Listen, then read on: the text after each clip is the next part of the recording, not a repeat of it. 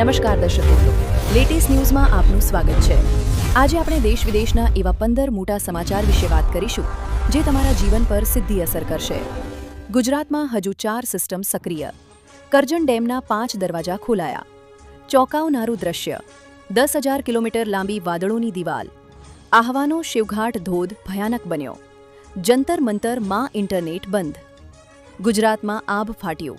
અહીં 36 ઇંચ વરસાદ। અમદાવાદમાં આવતીકાલે શાળા કોલેજોમાં રજા। ભારે વરસાદથી મુંબઈ અમદાવાદ ટ્રેનો બંધ। નવસારી પહોંચ્યા હર્ષ સંઘવી, હાલત ખરાબ। 19 જિલ્લાઓ રજા જાહેર। ઉત્તરાખંડ ટેકનિકલ યુનિવર્સિટીનું પેપર લીક। પૂરે તબાહી મચાવી। 300થી ઘરોમાં પાણી। અમિત શાહે સીએમ ભૂપેન્દ્ર પટેલ સાથે કરી ટેલિફોનિક ચર્ચા। આઈટીઆર ફાઇલ કરવાના માત્ર 10 દિવસ બચ્યા। અભિજીત દીપકેને લઈ મોટા સમાચાર। આ બધું જ જાણીએ તે પહેલા અમારી યુટ્યુબ ચેનલને સબસ્ક્રાઇબ કરી લેજો અને બેલ આઇકન ઓન કરી દેજો।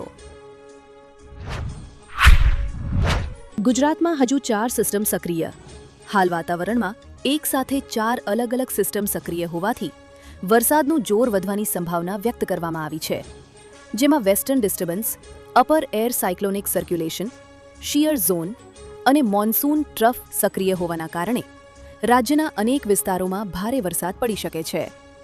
અમદાવાદ, ગાંધીનગર જિલ્લાની તમામ શાળા કોલેજો અને આંગણવાડીઓમાં રજા જાહેર કરાઈ છે। કરજણ ડેમના 5 દરવાજા ખોલાયા। નર્મદા જિલ્લાના નાંદોદ તાલુકાના જીતગઢ ગામ ખાતે આવેલા કરજણ ડેમનું રૂલ લેવલ જાળવવા ડેમના 5 દરવાજા 2.60 મીટર સુધી ખોલવામાં આવ્યા છે, જેના પગલે કરજણ નદીમાં 43,110 ક્યુસેક પાણી છોડવામાં આવી રહ્યું છે। પરિસ્થિતિને ધ્યાનમાં રાખીને જિલ્લા વહીવટીતંત્રએ નદીના નીચાણવાળા વિસ્તારના ગામોના લોકોને નદી કાંઠે કે વહેતા પાણીમાં ન જવા અને સાવચેતી રાખવા અપીલ કરી છે। ચોંકાવનારું દ્રશ્ય। 10,000 કિલોમીટર લાંબી વાદળોની દિવાલ ઉત્તર ભારતથી સાઉથ કોરિયા સુધી ફેલાયેલી 10,000 કિલોમીટર લાંબી વાદળોની વિશાળ પટ્ટી સેટેલાઇટ તસવીરોમાં કેપ્ચર થઈ છે, જેણે હવામાન શાસ્ત્રીઓને આશ્ચર્યચકિત કર્યા છે। આ ઘટનાને મોન્સૂન કન્વર્જન્સ ઝોન કહેવામાં આવે છે, જે 2026ના ચોમાસાના સક્રિય તબક્કાની સાક્ષી પૂરે છે। આ વાદળોથી દેશના જળાશયો ભરાઈ રહ્યા છે, તો બીજી તરફ પહાડી રાજ્યોમાં પૂર તેમજ લેન્ડસ્લાઇડનો ભય પણ વધી ગયો છે। આહવાનો શિવઘાટ ધોધ ભયાનક બન્યો। ડાંગ જિલ્લાના આહવા સાપુતારા રોડ પર શિવઘાટ ધોધ પાસે ભારે વરસાદને કારણે પાણીનો પ્રવાહ વધ્યો છે। સલામતીના પગલાં તરીકે અધિકારીઓએ 2 વ્હીલર વાહનોની અવરજવર અસ્થાયી રીતે બંધ કરી દીધી છે। અકસ્માતની શક્યતા ટાળવા આ નિર્ણય લેવામાં આવ્યો છે। પાણીનો પ્રવાહ ઘટશે અને પરિસ્થિતિ સુરક્ષિત બન્યા બાદ વાહન વ્યવહાર ફરી શરૂ કરવામાં આવશે। અધિકારીઓએ વાહન ચાલકોને સાવચેતી રાખવા અને તંત્રની સૂચનાઓનું પાલન કરવા અપીલ કરી છે। જંતર મંતરમાં ઇન્ટરનેટ બંધ। જંતર મંતરના 1.5 કિલોમીટરના ત્રિજ્યામાં મધરાત સુધી મોબાઈલ ઇન્ટરનેટ સેવાઓ સ્થગિત કરવામાં આવી છે। વહીવટીતંત્રે સુરક્ષા સુનિશ્ચિત કરવા અને અફવાઓ ફેલાવવા અથવા શાંતિ ભંગ થવાથી બચવા માટે આ પગલું ભર્યું છે। અધિકારીઓના જણાવ્યા અનુસાર મોબાઈલ ઇન્ટરનેટ અને ડેટા સેવાઓ સ્થગિત કરવાનો હેતુ કાયદો અને વ્યવસ્થા જાળવવા અને વિસ્તારમાં સુરક્ષા ચિંતાઓને દૂર કરવાનો છે। ગુજરાતમાં આભ ફાટ્યું। અહીં 36 ઇંચ વરસાદ। વલસાડ જિલ્લામાં મેઘરાજાએ ભારે કટોકટી સર્જી છે। ઉમરગામમાં છેલ્લા 24 કલાકમાં 36 ઇંચ જેટલો અતિભારે વરસાદ ખાબકતા પૂર જેવી આફત સર્જાઈ છે। આ સિવાય કપરાડામાં 29, નાના પોઢામાં 25.31 અને ધરમપુરમાં 20 ઇંચ વરસાદ નોંધાયો છે। શહેરમાં નદીઓની જેમ પાણી વહી રહ્યા છે અને ગાડીઓ ડૂબી ગઈ છે, જ્યાં ફસાયેલા લોકોનું બોટ દ્વારા રેસ્ક્યુ કરવામાં આવી રહ્યું છે। અમદાવાદમાં આવતીકાલે શાળા કોલેજોમાં રજા। ભારે વરસાદની આગાહીને પગલે અમદાવાદમાં આવતીકાલે 24 જુલાઈ શુક્રવારે તમામ શાળા કોલેજોમાં રજા જાહેર કરવામાં આવી છે। વિદ્યાર્થીઓ અને વાલીઓને હવામાનની સ્થિતિને ધ્યાનમાં રાખીને સાવચેતી રાખવા અપીલ કરવામાં આવી છે। ઉલ્લેખનીય છે કે અતિભારે વરસાદે અમદાવાદને બાનમાં લીધું છે। અંડરબ્રિજો બંધ થઈ ગયા છે। ભારે વરસાદના કારણે સર્વત્ર જળબંબાકારની સ્થિતિ સર્જાઈ છે।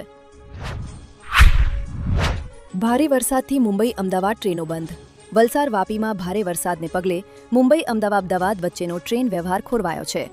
ટ્રેનો રદ થતાં વડોદરા સ્ટેશન પર મુસાફરોની ભારે ભીડ અને અફરાતફરીનો માહોલ સર્જાયો છે.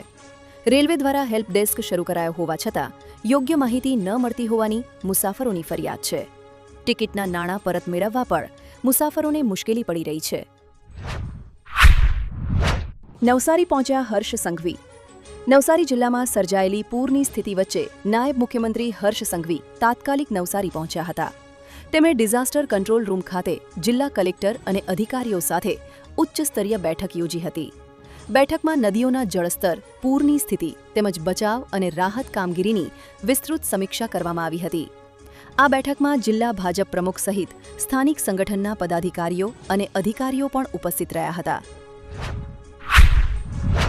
હાલત ખરાબ. 19 જિલ્લાઓ રજા જાહેર. ગુજરાતમાં છેલ્લા 24 કલાકથી પડી રહેલા ભારે વરસાદને પગલે અનેક વિસ્તારોમાં પૂરની સ્થિતિ સર્જાઈ છે. રાજ્ય સરકારે રેડ અને ઓરેન્જ એલર્ટ હેઠળના 19 જિલ્લાઓમાં સાવચેતીના ભાગરૂપે શાળા કોલેજો બંધ રાખવાનો નિર્ણય લીધો છે. દાહોદ, પંચમહાલ, વડોદરા, નર્મદા, ભરૂચ, તાપી, ડાંગ અને વલસાડમાં રેડ એલર્ટ જાહેર કરાયું છે. વલસાડમાં આર્મીની 2 કોલમ મોકલાશે, જ્યારે ઓડિશાથી NDRFની 4 ટીમો બોલાવવામાં આવી છે. ઉત્તરાખંડ ટેકનિકલ યુનિવર્સિટીનું પેપર લીક. દિલ્હીના જંતર મંતર પર પેપર લીક મુદ્દે વિરોધ વચ્ચે ઉત્તરાખંડ ટેકનિકલ યુનિવર્સિટીમાં એન્જિનિયરિંગના 2 પેપર કથિત રીતે લીક થયા છે. મામલે શિવાલિક કોલેજના આસિસ્ટન્ટ પ્રોફેસર આશિષ કુમાર સામે કેસ નોંધાયો છે. આરોપ છે કે તેમણે પરીક્ષા પહેલા machine learning for internet of થિંગ્સના 90% જેટલા મળતા આવતા પ્રશ્નો 22 વિદ્યાર્થીઓના વોટ્સએપ ગ્રુપમાં મોકલ્યા હતા. બંને પરીક્ષા રદ કરી ઓગસ્ટમાં ફરી લેવાશે. પૂરે તબાહી મચાવી. 300થી ઘરોમાં પાણી. દક્ષિણ ગુજરાતમાં ભારે વરસાદથી વલસાડમાં સ્થિતિ વિકટ બની છે. ઉપરવાસના ભારે વરસાદને કારણે ઔરંગા નદી ગાંડીતુર બનતા છીપવાડા વિસ્તારમાં પૂરના પાણી ફરી વળ્યા હતા. 300થી વધુ ઘરોમાં 3 થી 6 ફૂટ સુધી પાણી ભરાતા લોકો મુશ્કેલીમાં મુકાયા હતા. દરમિયાન 8 મહિનાની ગર્ભવતી મહિલા પરિવાર સાથે ઘરમાં ફસાઈ ગઈ હતી. ફાયર બ્રિગેડની ટીમે રેસ્ક્યુ બોટની મદદથી સગર્ભા મહિલા સહિત પરિવારને સુરક્ષિત રીતે બહાર કાઢ્યો હતો. અમિત શાહે CM ભૂપેન્દ્ર પટેલ સાથે કરી ટેલિફોનિક ચર્ચા. કેન્દ્રીય ગૃહમંત્રી અમિત શાહે મુખ્યમંત્રી ભૂપેન્દ્ર પટેલને ફોન કરીને ગુજરાતમાં ભારે વરસાદની સ્થિતિ અંગે માહિતી મેળવી હતી. તેમણે ખાસ કરીને દક્ષિણ ગુજરાતમાં વરસાદથી સર્જાયેલી પરિસ્થિતિ તેમજ અમદાવાદમાં થયેલી અસરની સમીક્ષા કરી હતી. અમિત શાહે રાજ્ય સરકાર સાથે સતત સંપર્કમાં રહી જરૂરી માર્ગદર્શન અને સહયોગ આપવાની ખાતરી આપી હતી. ITR ફાઇલ કરવાના માત્ર 10 દિવસ બચ્યા. નાણાકીય વર્ષ 2025થી 26 માટે income tax return ITR file કરવા માટે હવે 10 દિવસથી પણ ઓછો સમય બાકી રહ્યો છે. સામાન્ય કરદાતાઓ માટે રિટર્ન ભરવાની અંતિમ તારીખ 31 જુલાઈ 2026 નક્કી કરવામાં આવી છે. જો તમારી વાર્ષિક આવક 2.5 લાખ રૂપિયાથી ઓછી હોય અને તમે ટેક્સના સ્લેબમાં ન આવતા હો તો પણ રિટર્ન ફાઇલ કરવું ખૂબ જ ફાયદાકારક છે. ITR ફાઇલ કરવાથી ભવિષ્યમાં બેંકમાંથી સરળતાથી લોન મળી રહે છે. અભિજીત દીપકેને લઈ મોટા સમાચાર. કોકરોચ જનતા પાર્ટીના સંસ્થાપક અભિજીત દીપકે તબિયત લથડવાના કારણે જંતર મંતર પહોંચી શક્યા નથી. તેઓ છેલ્લા 2 દિવસથી તીવ્ર તાવ અને દુખાવાથી પીડાઈ રહ્યા છે તથા દવાઓ પર નિર્ભર છે. તેમણે સમયસર ન પહોંચવા બદલ માફી માંગી. સાંજે પરત ફરવાનું વચન આપ્યું છે. આ દરમિયાન તેમની પાર્ટીએ આરોપ લગાવ્યો છે કે જંતર મંતર આસપાસના 3 કિલોમીટર વિસ્તારમાં ઇન્ટરનેટ બંધ કરવામાં આવ્યું છે. આવી જ માહિતી મેળવવા માટે અમારી YouTube ચેનલને સબસ્ક્રાઇબ કરો અને વિડીયોને લાઇક કરો, જેથી તમને આવી માહિતી મળ્યા રાખે.